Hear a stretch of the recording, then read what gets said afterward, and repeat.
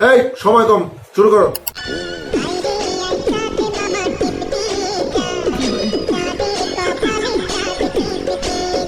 2,000 years later.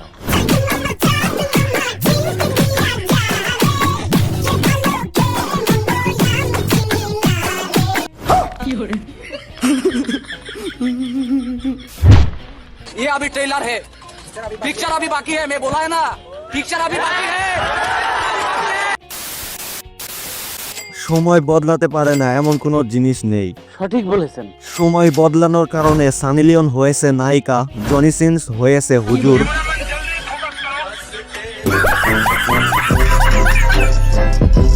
এমনকি সমানে গালি খাওয়া সাকিব খানও হয়েছে সুপারস্টার। সময়ের সাথে সাথে এই সমস্ত জিনিসগুলো বদলে যাওয়া স্বাভাবিক। তবে স্বাভাবিক জিনিস নিয়ে তো আজকের ভিডিও তৈরি হয়নি, অস্বাভাবিক বিষয় নিয়েই তৈরি হয়েছে। আর এই অস্বাভাবিক বিষয়টা কি জানো?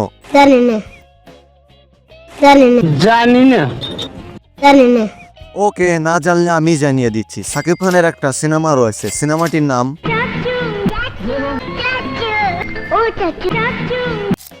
সো এই সিনেমাতে একাধারে অ্যাক্টিং করেছে সাকিব ভাইজান, মিশা ভাইজান, দীপজল, অপু বিশ্বাস এবং চুপ করে আছো কেন? এবং দিঘি। আমি বিশ্বাস করি না। আহা, বিশ্বাস না করলে তো কিছু করার নেই, আমি দেখাচ্ছি, প্রমাণ দেখাচ্ছি। কি সাক্ষ্য প্রমাণ আছে তোমার কাছে? আছে, সাক্ষ্য প্রমাণ আছে আমার কাছে। এই যে দিঘি আপা, আপনাকেই প্রশ্ন করছি, আপনি কি এই সিনেমাতে অ্যাক্টিং করেছিলেন? Yes. কি আরে বলুন কি? Yes. সো 20 বছর পর সাকিব ভাইজান হয়েছে মেগাস্টার আর দিঘি হয়েছে অস্ট্রেলিয়ান।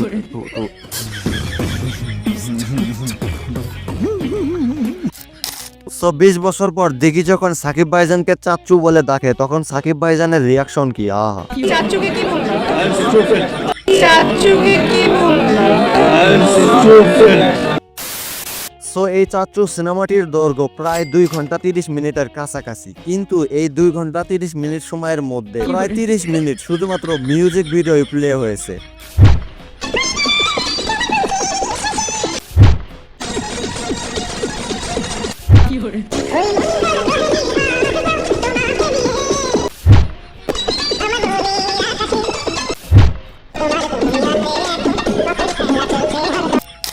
তো এই আধা ঘন্টা যে সমস্ত গান প্লে হয়েছে, সেই সমস্ত গানের মধ্যে একটা গান এমন রয়েছে যে গানটি সাকিব খানেরই বরবাদ সিনেমার ভাইরাল গান চাঁদ মামার সাথে হুবহু মিলে যায়। আর সেই গানটি হলো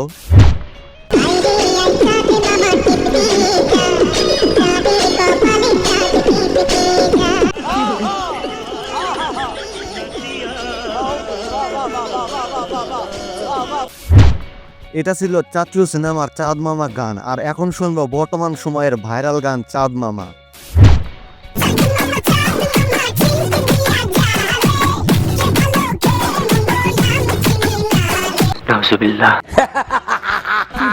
দি এন্ড চলে এসেছে, ফিনিশ।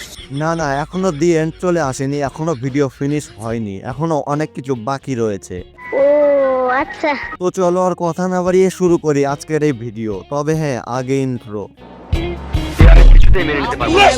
আমি বিশ্বাস করি না। পানিতে বুকটা বাইসা যায়। সো এই চাঁদ মামা সিনেমার একটা সিনে সাকিব ভাইজানের বড় ভাইয়ের মেয়ে অর্থাৎ দিঘিকে দীপজল ভাইজান কিডন্যাপ করে। মগর কিউ? কারণ আছে, আর কারণটা হলো সাকিব ভাইজানের বড় ভাই ইচ্ছাকৃতভাবে দীপজল ভাইজানকে পুলিশের কাছে ধরিয়ে দেয়। আর এই শোকে দীপজল ভাইজানের বউ এবং মেয়ে বিষ খেয়ে মারা যায়। সো এই জন্যই সাকিব ভাইজান এবং সাকিব ভাইজানের ভাইয়ের ওপর বদলা নেওয়ার জন্য সুপার ভিলেন বাংলাদেশের থ্যানোস দীপজল ভাইজান অনেক কষ্ট করে দিঘিকে কিডন্যাপ করে। আচ্ছা। আর সেই সময় দিঘি অনেক ছোট ছিল বলে সাকিব ভাইজান এবং দীপজল ভাইজানকে চাচু বলে ডাকছিল। তবে বর্তমান সময় হলে দীপজল ভাইজান এই চিন্তা করত।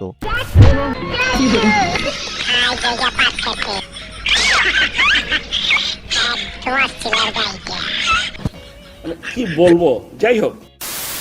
সো সিনেমার একটা সিনে যখন সাকিব ভাইজান এবং সাকিব ভাইজানের ভাই মিলে ডিপজলকে ধরে ফেলে, সেই সময় ছোট দেখি কোথা থেকে যেন একটা গাড়ি নিয়ে এসে ডিপজল ভাইজানকে বাঁচায়। তবে ডিপজল ভাইজানকে বাঁচাতে গিয়ে দেখিরই গুলি লাগে। আর সাকিব ভাইজানরা করে কি, ফুলের মতো নিষ্পাপ ডিপজল ভাইজানের উপরে শিশু অপহরণ এবং শিশু হত্যার মামলা করে। সো সিন কাট হয় এবং সিন চলে আসে কোর্টে, যেখানে ডিপজল ভাইজানের কেস লড়া হবে। তো ডিপজল ভাইজানের পক্ষ নিয়ে আবার কোর্টে কেস লড়ছিল অপুদি। আর অপুদি আবার সাকিব ভাইজানের গার্লফ্রেন্ড ছিল। সাকিব ভাইজান যখন জানতে পারে যে কোর্টে ডিপজলের হয়ে অপুদি কেসটা লড়বে, তখন সাকিব ভাইজান অপুদিকে এমন ভাবে মারে যে কি বলবো।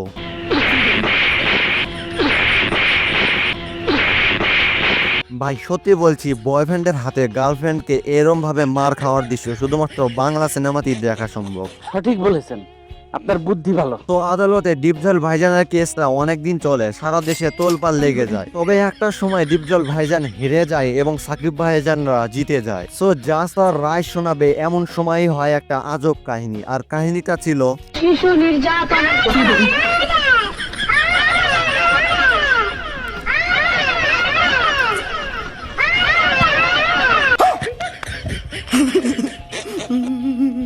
ছোট দিকে যেহেতু অর্ডার বলছে, মানে সে সাক্ষী দেবে ডিপজল ভাইজানের হয়ে। জাজরা দিঘিকে এইটাই বলার কথা যে তোমার যা বলার আছে এইখানে এসে বলো। কিন্তু বাংলা সিনেমা বলে কথা ভাই, এই জাজ কি বলে জানো?